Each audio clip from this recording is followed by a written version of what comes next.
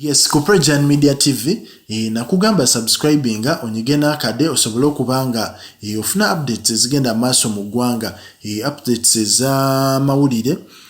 Sawa zino tugenda kwolekera obululu, so ensonga nyingi ezeetooloola eggwanga. Ngenda kuba nkuwa ku stories abalutamaguzi abo, abasajja balina ensonga ez'enjawulo ze banalizinga. Nkuwe ku stories za Bobi Wine, alina ebintu bingi ebigenda mu maaso mu kibiina kye ekipya. Ensonga nyingi zigenda kuba zitambula, so gwekumire ku mukutu buli story gye tuteekayo gezaako okubanga ogiraba. Nyiga akakadde osobole okubanga obeera up to date ku buli story gye tuteekayo.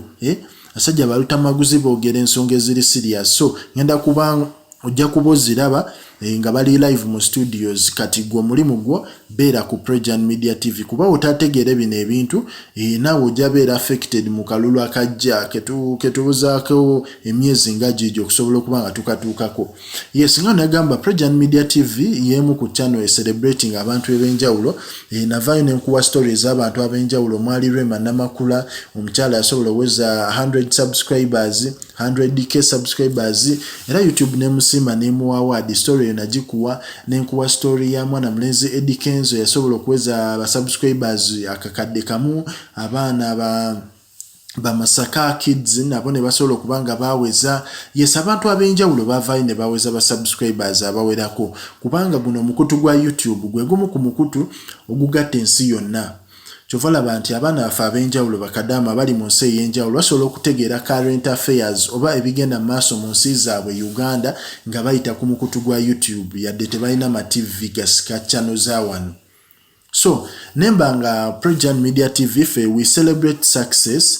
Twalaba ne MC Ibrao yasobola okubanga yafuna award ya YouTube, so we celebrating abantu ab'enjawulo ababa balina omutendera kwe batuuse mu YouTube, kubanga channel yaffe kulabukuzi kwezeza aba abasajja. So when you celebrate omuntu akusingako, naawe oba n'emikisa mingi okusobola okubanga otuukayo eyo waggulu ye gy'akola ki gy'ali.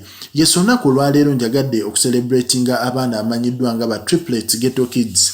Nga bano abaana ffenna tubamanyi bakuzinira mu nnyimba ezimanyiddwa nga City Alos, bakola erinnya, bagenze mu America, bagenze mu nsi ey'enjawulo, balinkinze up n'abayimbi Abamerika asobodde okubanga begatta ku nsi yonna ne basobola okubanga barepresentinze Uganda. Baana bato naye barepresentinze Uganda on an international level segera. So abaana bano bavuddeyo YouTube nebanga yasozeeyo okubanga nabo barecognizinga olw'ensonga nti channel y'abano abaana yabbibwa emirundi esatu. Basobola okubanga ababbi oba bayite ba hackers bagibba emirundi esatu.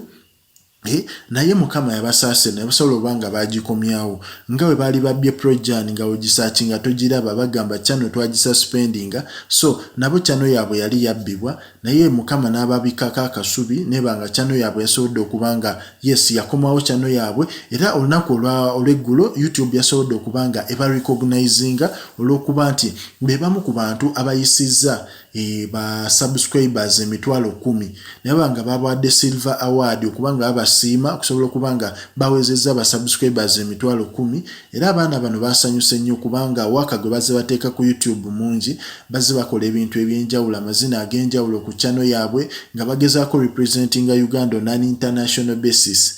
Yes, weewaawo waliwo competition between Triplets Ghetto Kids ne Masaka Ghetto Kids. Tetulina kyerabira nti bano abaana be bamu ku baasooka mu industry, era bagezaako sika buli mwana azze mu industry y'okuba nti bazina amazina gano ag'ekifirika, local dances. Yes, ku Prejan Media TV fenga ba celebrating a success to celebrating, era we congratulate Triplets Ghetto Kids kusobola okubanga bawangudde silver award okuva mu YouTube.